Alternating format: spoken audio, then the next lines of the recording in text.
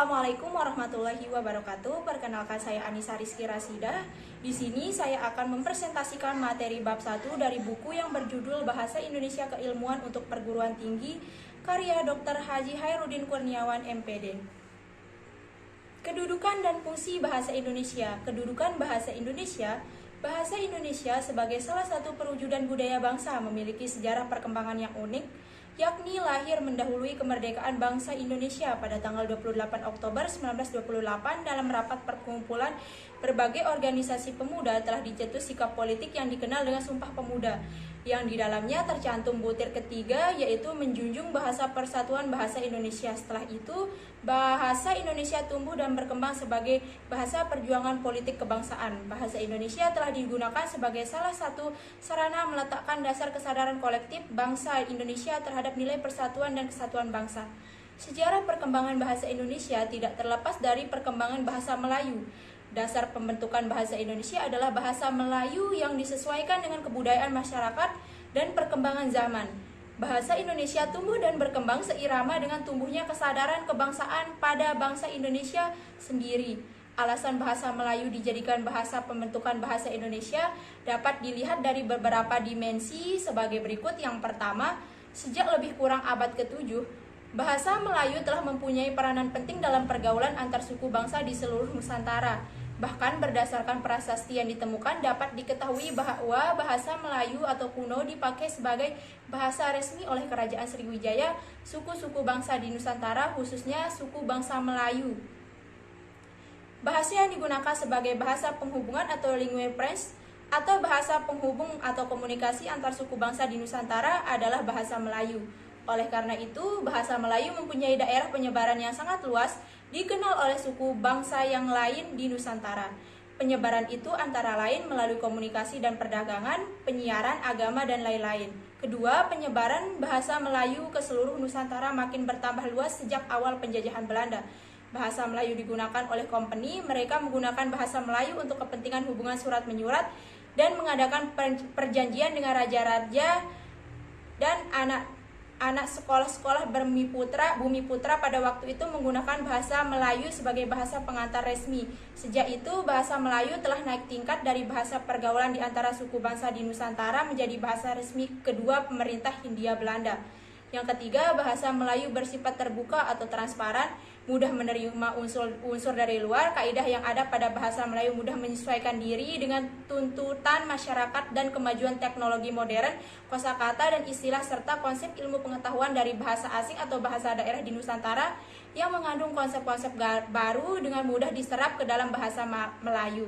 Unsur pembentukan kata yang berupa imbuhan tanpa mengalami kesulitan diterapkan pada kosakata yang berasal dari luar, misalnya administrasi, pengadministrasian, keadministrasian, teradministrasikan. Keempat, bahasa Melayu memiliki watak yang sesuai dengan aspirasi bahasa Indonesia yang berjuang ke arah kehidupan masyarakat bangsa yang demokratis dan egaliter, kecuali beberapa kata tertentu dalam bahasa Melayu tidak dikenal kata-kata penanda perbedaan tingkat kedudukan seperti yang terjadi pada bahasa Jawa dengan unggah-ungguhnya dan bahasa Sunda dengan undak-usuknya. Kelima, salah satu alasan penting yaitu suatu kenyataan bahwa antara bahasa daerah yang satu dengan bahasa daerah yang lain tidak terjadi persaingan bahasa untuk menjadi dasar pembentukan bahasa Indonesia, atau lebih tepat untuk mencapai kedudukan sebagai bahasa nasional. Berbagai kenyataan tersebut mendorong suku bangsa di wilayah Nusantara yang dengan ikhlas, dengan kesadaran mengusahakan bahasa Melayu menjadi bahasa pembentukan bahasa Indonesia. Sebagai bahasa daerah, bahasa Melayu yang hidup dalam lingkungan daerahnya untuk menghindari kekaburan hubungan antara bahasa Melayu dengan bahasa Indonesia. Dalam Kongres 1, Bahasa Indonesia di Medan 1954 atau sudah Proklamasi Kemerdekaan Indonesia diputuskan asal bahasa Indonesia ialah bahasa Melayu dan dasar bahasa Indonesia ialah bahasa Melayu yang disesuaikan dengan pertumbuhan dalam masyarakat Indonesia sekarang. Ihwal Kedudukan Bahasa Indonesia, seminar politik bahasa nasional yang diselenggarakan oleh Pusat Pembinaan dan Pengembangan Bahasa, kini berubah menjadi Badan Pengembangan dan Pembinaan Bahasa Kementerian Pendidikan dan Kebudayaan di Jakarta dari tanggal 25 sampai dengan 28 Februari 1975 menghasilkan beberapa rumusan antara lain berhubungan dengan kedudukan dan fungsi bahasa Indonesia. Kedudukan bahasa Indonesia ada dua, yaitu yang pertama sebagai bahasa nasional atau persatuan dan yang kedua sebagai bahasa negara atau resmi.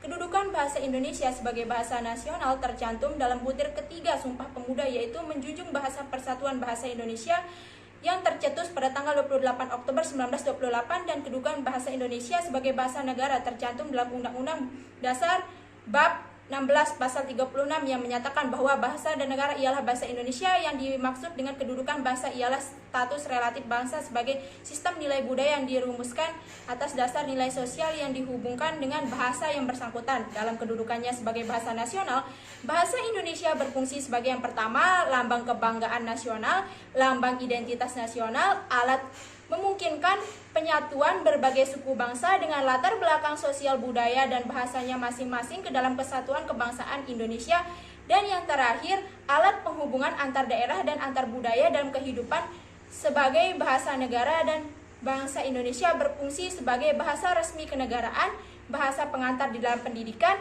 alat penghubung dan pada tingkat nasional untuk kepentingan perencanaan dan pelaksanaan pembangunan nasional serta kepentingan pemerintah dan alat pembangunan kebudayaan, ilmu pengetahuan, dan teknologi. Bahasa Indonesia memiliki fungsi-fungsi tertentu yang digunakan berdasarkan kebutuhan pemakainya, yakni yang pertama sebagai alat untuk mengekspresikan diri, yang kedua sebagai alat untuk berkomunikasi, yang ketiga sebagai alat untuk mengadakan integrasi dan beradaptasi sosial dalam lingkungan atau situasi tertentu, dan yang terakhir sebagai alat untuk melakukan kontrol sosial. Mungkin itu saja yang dapat saya sampaikan, kurang dan lebihnya mohon untuk dimaafkan. Sekian, wassalamualaikum warahmatullahi wabarakatuh.